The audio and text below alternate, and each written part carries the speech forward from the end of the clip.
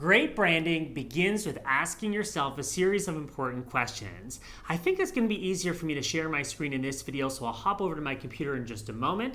On this channel, I talk a lot about branding, marketing, Instagram, and more. Always practical advice to build your brand. Be sure to subscribe for more videos just like this one. Now let's talk all about branding yourself. Here are the questions you need to ask. You're thinking about someone that's at any point in their business, a series of questions that they should be asking themselves today as they listen to this episode and they think about their brands. Okay.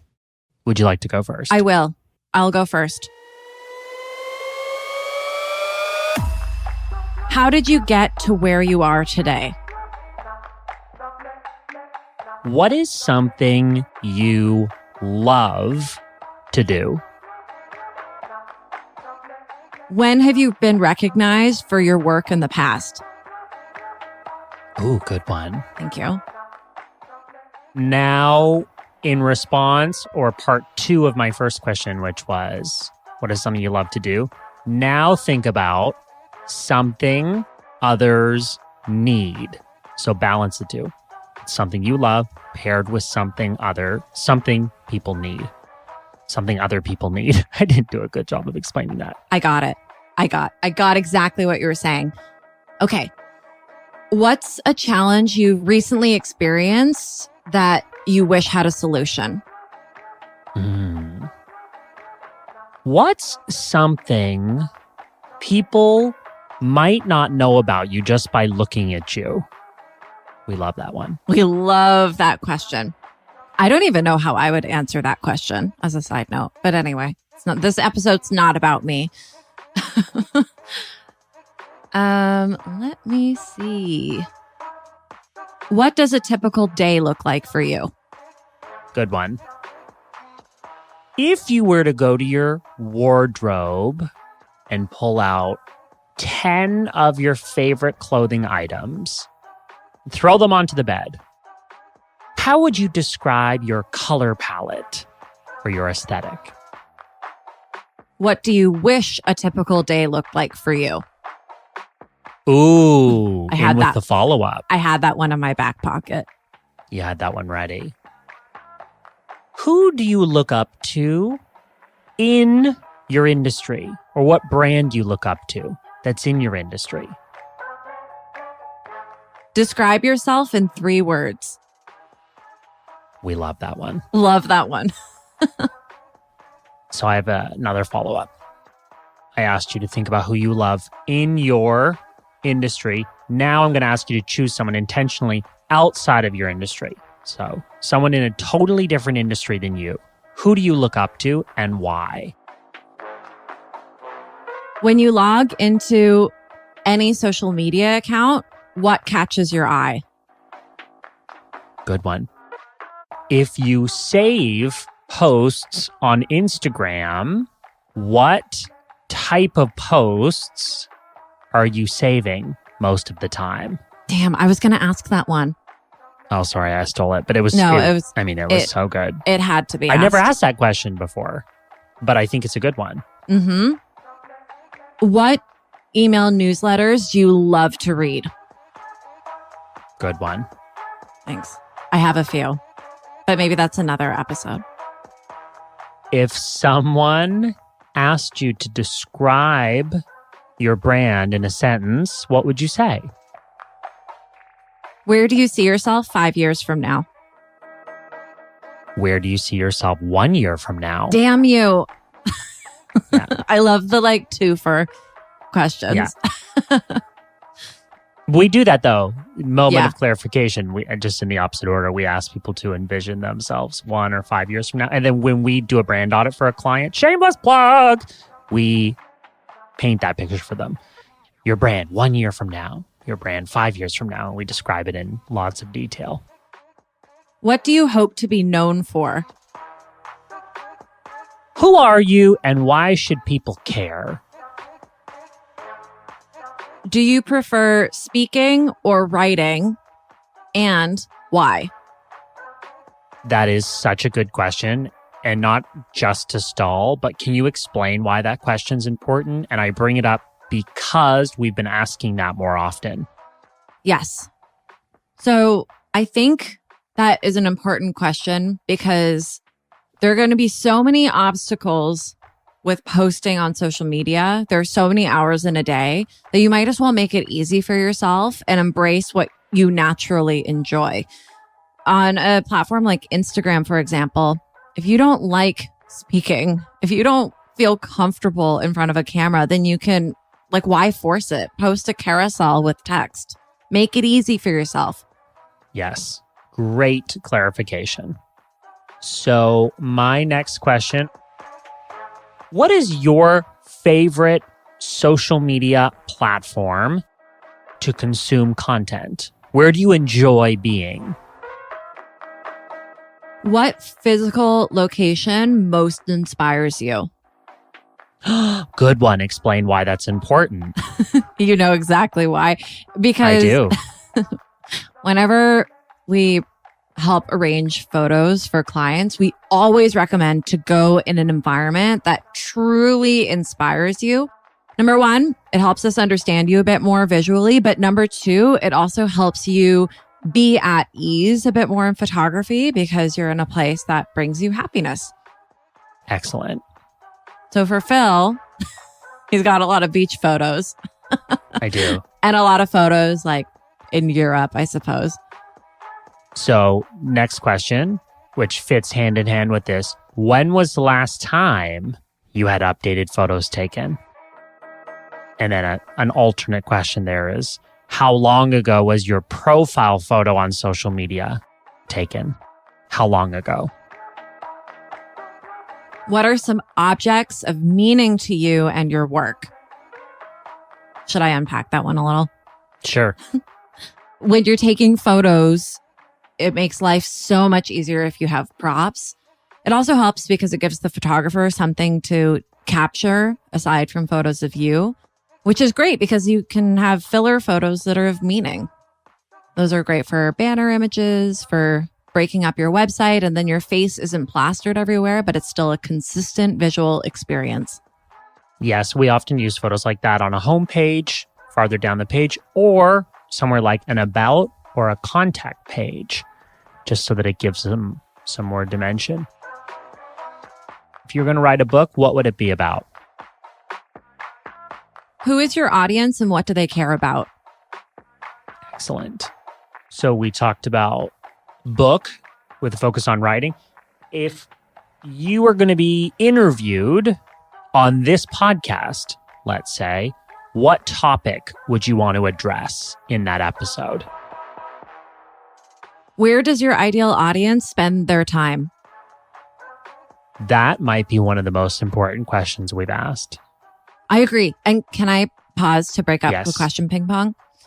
The reason why that question is so important to ask is a lot of times brands, when they're starting to get going on social media, are very, very focused on the broadcast. It's all about the message that you're putting out and you're pushing and pushing and pushing. You're not necessarily thinking about who's receiving it and who's going to be on the other side. So by asking yourself where your audience is going to be, it helps you better focus your broadcasting efforts to make sure that's the person you want receiving the message is actually going to be there. As an example, if you're posting a lot on Instagram or Instagram instead of LinkedIn, it might be worth considering where your audience is so you can better use your time. Love it. So we're at 30 questions. How many do you think we should do total? Should we aim? You've been counting? Yeah, I've been counting. Wow. That's why I'm a little sidetracked at times. We're at 30. I think that we could get to 50. Oh my God. I think we could get to 50. I do. Okay. I do. And again, we're improvising. So one question is not more important than another, but by us giving the listener lots to think about, I think some of these questions will strike people differently and it'll be useful for them. So let me go on. I'm odd numbers. You're even. Not that that matters, but I'm keeping track. Really putting my multitasking skills to work here. So question 31. What do you want to be remembered for? What is your Myers-Briggs type indicator? Such a good one, and one that has come up more often with clients, right? Mm-hmm. Yeah. Why do you pick Myers-Briggs over others? Because there's a free version online. Great. But if a client is willing to invest in one of them, I think Strengths Finder is the best. It now has a new name like Clifton Strengths or something, but it's still the same thing. However, there's the free version online is called 16 Personalities. Right? Yes, of Myers-Briggs. It's called 16 Personalities. And I just think it's quite illuminating for me, at least, to see, first of all, where clients get their energy from. Is it from what's around them or what's inside of them? If how they look at the world, do they ask why or do they ask how? Do they make decisions based on feelings or thoughts? That's really fascinating. And then are they organized or a bit more spur of the moment? All of those factors help paint a picture of what kind of brand they should have and really where their true powers lie when posting online. Love it. It has helped us. It's helped us assess our team, but also it's interesting for us to learn about a client. Yes. You asked a good question earlier. Describe yourself in 3 words. I have a follow-up to that. How would others describe you in 1 word? Mm-hmm. And I can give a quick explanation of how to do that. So you would go on Facebook or go on a platform of choice and say, describe me in 1 word. That will lead to some pretty high engagement. And you'll look and see on that thread of what people are saying. And if one or similar words start to pop up more often, that helps you increase your self-awareness by learning about other people's experience of you. Very helpful. I have, I guess, a trilogy question to add to. So my third question in that vein is, what are 3 words you'd use to describe a brand you admire? Great. How much time do you have in a day or in a week to promote yourself or be active on social media? What do you care about? What is your greatest fear? Ooh, I like that one. Really having to start digging deep here. Yeah. I know, but that's where the most interesting questions come from. Yeah, I'm going to tell myself that as the quality of them just drops significantly. What colors are you naturally drawn to? Good one. I can't believe this next question hasn't come up yet. What is your business goal? How do you currently make money? Are you more interested in a business you can scale and sell or a business you can have as a lifestyle? Ooh. Do you like working with groups or one-on-one? Good one. Okay, this question's definitely come up before. If you won the lottery today, what would you do with your time tomorrow? That's a good one. What's your answer? I would travel. Honestly, I would probably do the same thing. I love the work that we do. I would probably do the same thing. Maybe, I guess, be more selective about projects. But I'll be honest, our clients right now are so amazing that I don't even think I'd change that. So how nice to be in a position to actually go, I would do what I'm doing right now. Yeah. Yeah. I think so. Okay. We're getting close. We're at 45. Okay. What do you want your sales process to look like? Good one. I like where you're going with this. Describe in detail one person who represents your target market. Describe them qualitatively. What sets you apart from your competitors? You were fast on that one. I'm trying to buy time to... I know. I'm like throwing this hot potato at you so I can have more time to come up with my next one. I'm like, Lauren, please elaborate on that one while I come up with an answer, a question. Yeah. We have 2 left. 2 questions left. Aren't you next? I'm next. What is something memorable about you or unique about your personality? This next question might be a cheat. but I think this is the final question, isn't it? It is. Or am It I is. just totally... No, it's the final question. Okay, good.